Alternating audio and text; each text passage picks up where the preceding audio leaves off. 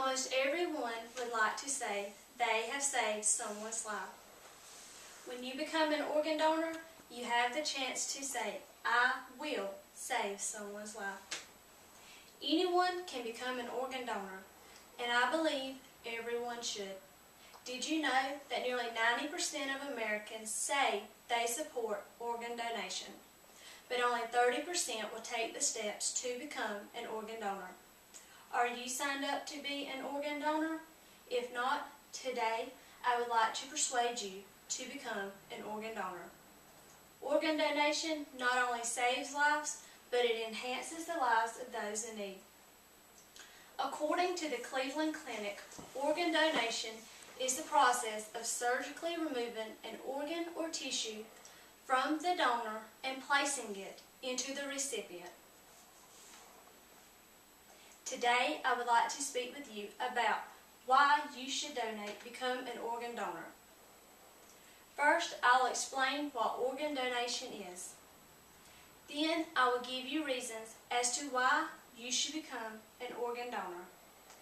And lastly, I will inform you on how to sign up to become an organ donor. First, let me explain what organ donation is in more detail. Organ donation is the process of surgically removing a healthy organ or tissue from an individual known as a donor and placing it into the recipient.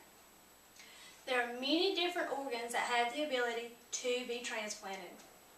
Organs that can be donated include your kidneys, your heart, your liver, pancreas, intestines, skin, bone marrow, and the cornea of your eye. You can donate when you are alive as well as when you become deceased.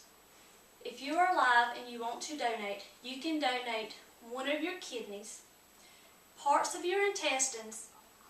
You can donate your bone marrow, and there's different sections of your skin that you can donate to, say, a burn victim. When you become deceased, you can donate your heart, your lungs, your pancreas, your liver, and the cornea of your eye.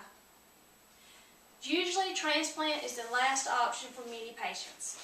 But if a doctor and the patient agrees that is the best way to go, the doctor can enroll the patient on the transplant list.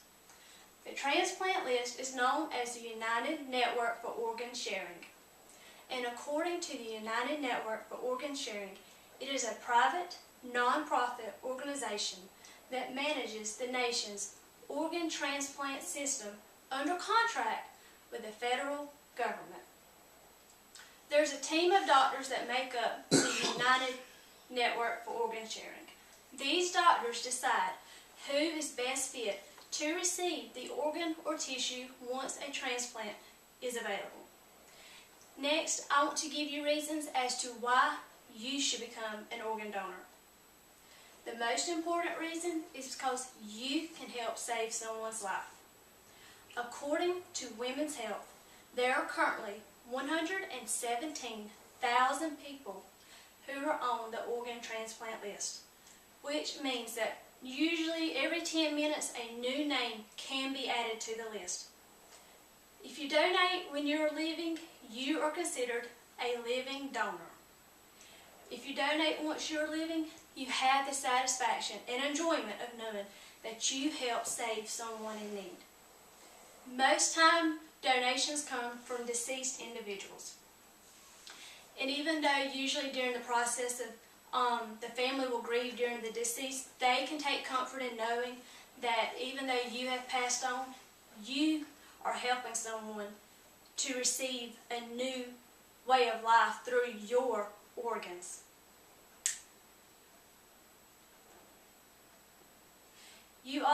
The next important reason you should donate is because you are giving someone a second chance of life. Many people who are on the transplant list live from a day-to-day basis receiving treatment, and they don't have a proper way of life because they have to rely on the treatment.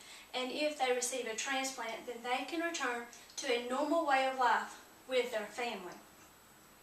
And lastly, I want to inform you on how you can sign up to become an organ donor. There are two different ways. Usually, when you become an organ donor, you sign up through the DMV. In the state of South Carolina, when you sign up in the DMV, there's a little box when you fill out your paperwork.